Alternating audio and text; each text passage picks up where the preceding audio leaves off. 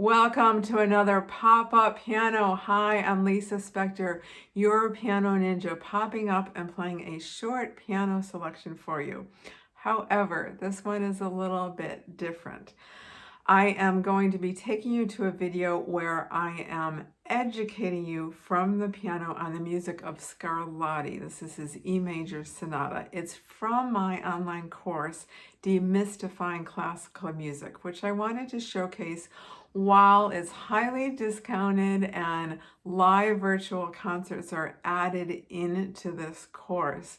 I'm recording this on the Thanksgiving holiday weekend, so it's a special going on through Cyber Monday. You can read that in the link below.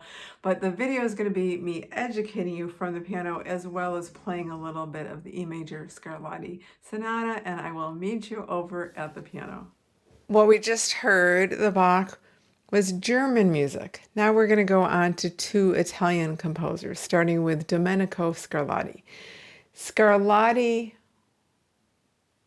wrote hundreds, maybe thousands of sonatas, very, very different than what we're going to learn jumping up to Mozart, Haydn, and Beethoven when it comes to sonata form. These are not in sonata form, even though they are called sonatas. They are just very simple A, B form. A repeats, B, and B repeats. So for example, when I play the Scarlatti Sonata for you, in the next video in full, you're going to hear a lot of everything we've been talking about. The ornaments are very, they're all over the place, the decoration and a very formal beat. And I'll do a little demonstration of what happens at the beginning of the A section, and that's going to repeat in the video, and then the B section, and then that's going to repeat in full in the video. So very formal and feeling the beat. Short trills.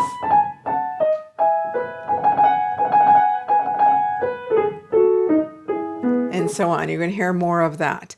The B section is very similar, starts, actually in this, sometimes it's similar, in this case not quite so much. Almost like trumpet calls, and it's very common in Baroque music.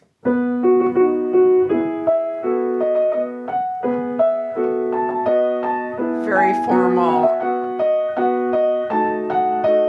Trill and a trill and so forth.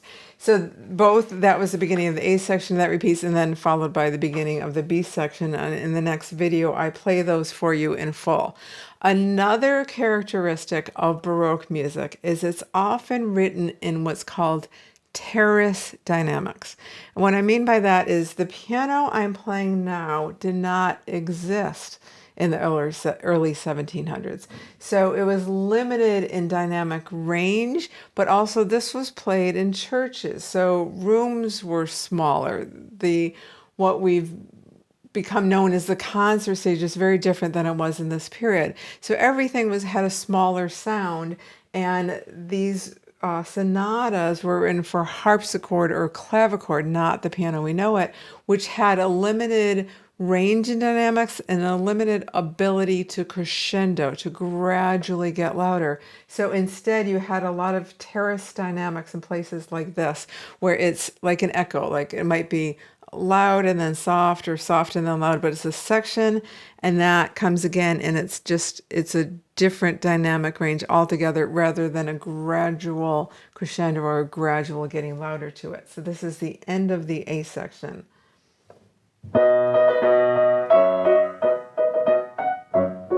I'm going to do that again so it demonstrates a little bit of an echo. You have this little theme. It's the first time that's forte, and the second time it's piano. Now these are my interpretation of dynamics. So this score comes clean.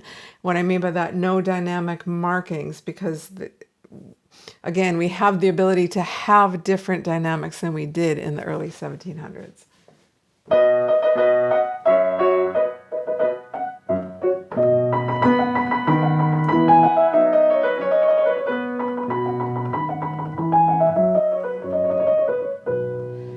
So when I play the video in full, when I play the Scarlatti Sonata in full, this is the E major I'll describe in a second what K means in this case. And so this is when I play in full, listen for those terrace dynamics.